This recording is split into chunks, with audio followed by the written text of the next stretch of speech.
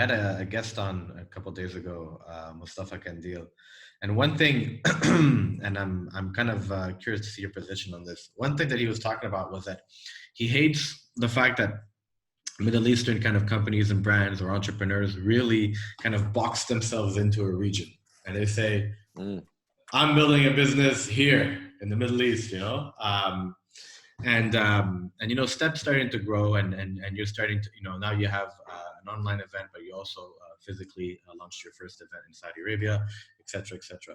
Now, what's the kind of vision? Do you really think it's a Middle Eastern, Dubai based? Maybe your flagship is in Dubai, but do you think Step is a platform that will go kind of global, or what's your kind of vision for the business moving forward?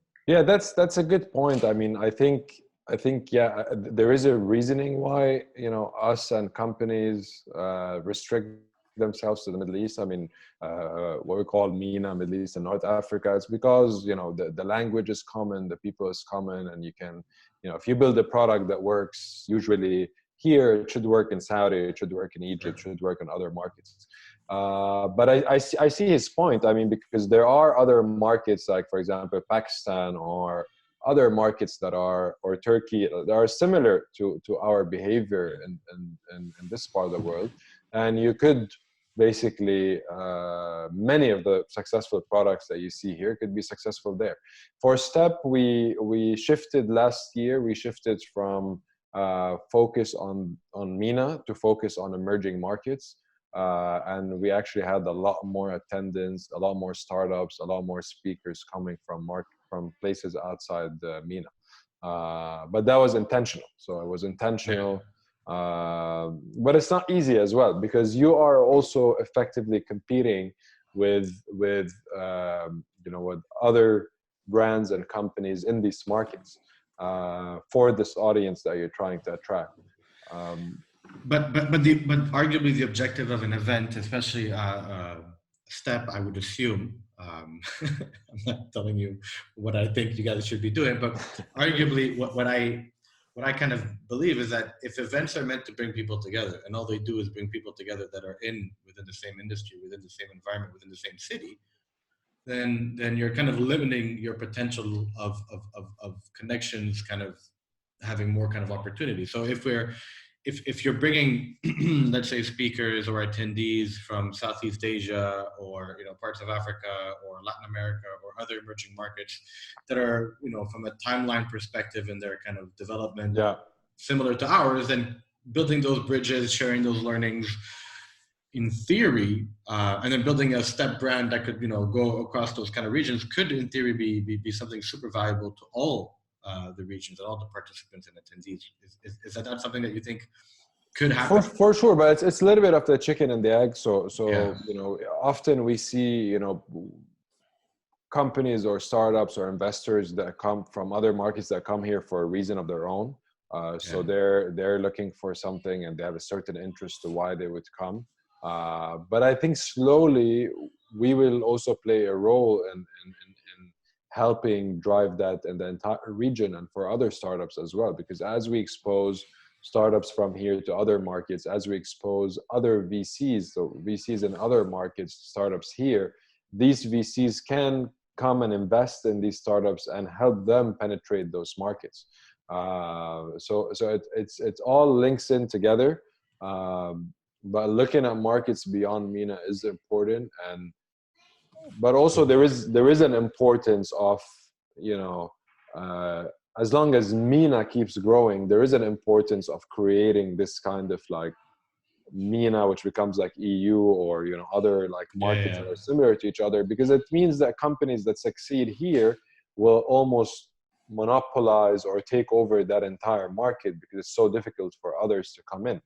If that happens. So Kareem is one example of that, right? So they went into other markets afterwards, but their bread and butter and their core has always been MENA. Sorry, MENA, including Pakistan. Yeah, exactly. MENA. Cool. So just to kind of close off on our podcast, I think I'd love to get your perspective on on how you think businesses and different industries, especially yours, the event industry, is going to kind of evolve coming out of COVID. So sure, you're going to go online, and sure, I think a lot of people are going to start to participate in a lot of activities online, and communication and everything is going online. But coming out of this, how is this changing your business? So assuming that social distances is no longer a thing, assuming that we can all, speak to each other, shake each other's hands, how is this changing your business? I think for the events industry, we're living in a like historical moment probably in the change that we're going to see, because it's one of the very few industries that are still like before COVID. It's still very, very old school, and it's extremely inefficient. And actually, we don't compete with. So it's not about only competing between events between each other or with physical events. We compete with other budgets. So if a brand or a company looks at where they want to spend their money, and we've had that many times, if they want to spend X amount of big sponsorship on an event versus spending that on Google ads or digital, they almost always feel that they can get more return or measured return from that. Yeah, I've been on the other side of that conversation, right? So I've actually, I think I've had these debates with you, Ray. Yeah, you've sponsored our event, and I've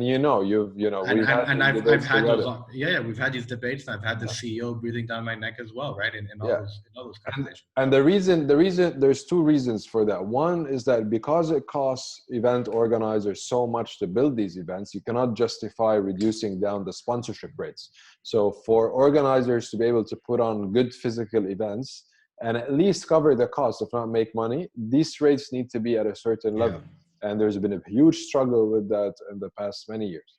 At the same time, it's about measuring the return, right? So with physical events, there's a limit to how much you can measure the return, but with online, you can measure anything. So with things moving to online events, the amount of things that can be enabled and created to enhance the lead generation, the return on investment, while at the same time reducing the sponsorship cost. So now the sponsor is paying a third of, not that online events cost zero. I mean, if you want to do a good online event, you still have to pay and spend a good amount of money. If you want to do like I was saying, TV quality, the content, if you want the technology, all of that. Yeah. But it's still a lot less than a physical, because the physical event, like it's crazy how much things we spend on, just from a production point of view. Of course. Venue, electricity, like where we do our events, we don't even have power. We have to get generators.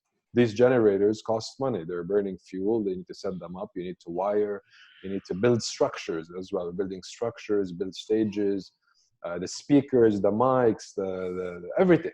So there's a tremendous cost that can be brought down, and then bringing with that the sponsorship cost down, the ticket prices down, while at the same time still still being able to improve the return for the sponsors, improve the return for the attendees that are coming, and make better use of their time, because their time is also important.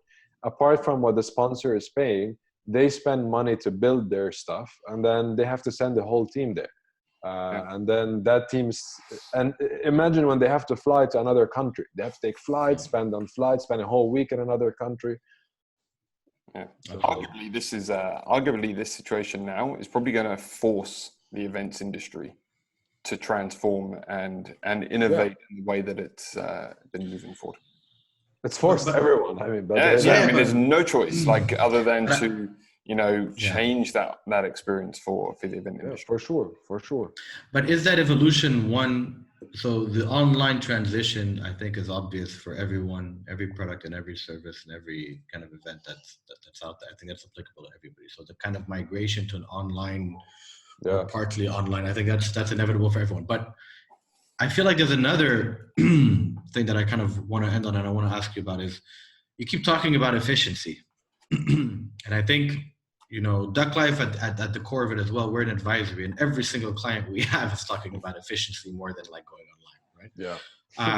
One, because the majority are already online, or they're realizing that the profitability or efficiency of their cost centers is completely out of whack.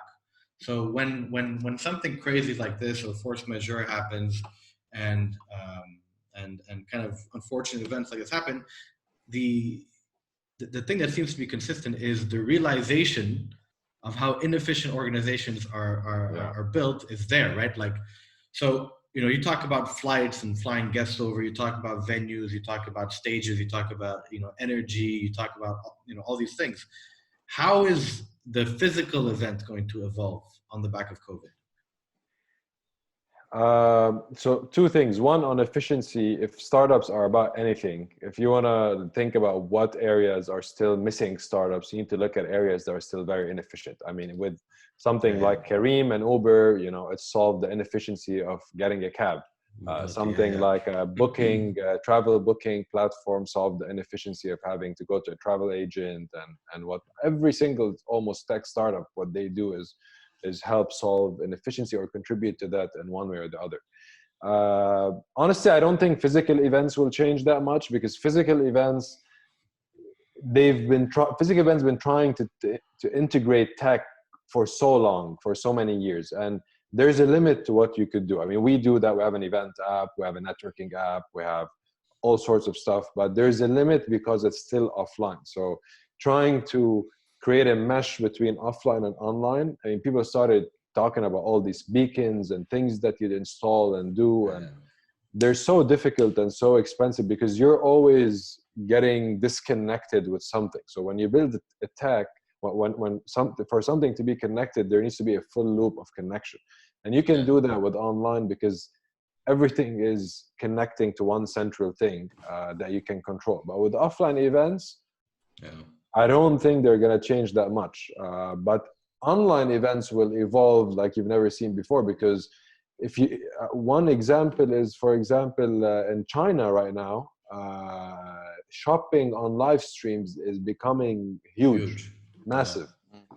Like you can you go online and it's not an e-commerce, it's a live stream shopping. So you kind of, it's like e-commerce, but you see a person, you live stream with them, they talk to you and sell you the product. What is this like? It's like that's events. like 1 a.m. Old school TV in the UK. Like you come in, big night out, straight onto like the shopping channels. But there it was one way. You cannot talk to them. Now you can actually conversations and interacting. So the beautiful thing about that is that you can interact with them, talk to them, and then you can press a button and add it to your basket and check out, or just say, okay, I'll buy that, send it to me, and that conversation is recorded. So, but how is that different than online events? Online events are about commerce. They're about connecting buyers with sellers. So we talk about conferences, but actually the biggest events, physical events, are not conferences. They are exhibitors, like exhibitions and having exhibitors in them. And exhibitions and conventions are all about commerce. So it's about connecting sellers with buyers. And definitely there's so many more efficient ways to do that online. You'll miss some things offline, which are in big mega conventions where there's massive deals that happen behind closed doors and these things. But these will still take place. I don't think that, they're going to disappear. But this creates an opportunity for event organizers as well, because that means that we can do more. No, agreed. Ray, it's been an hour. Wow. I really appreciate your time.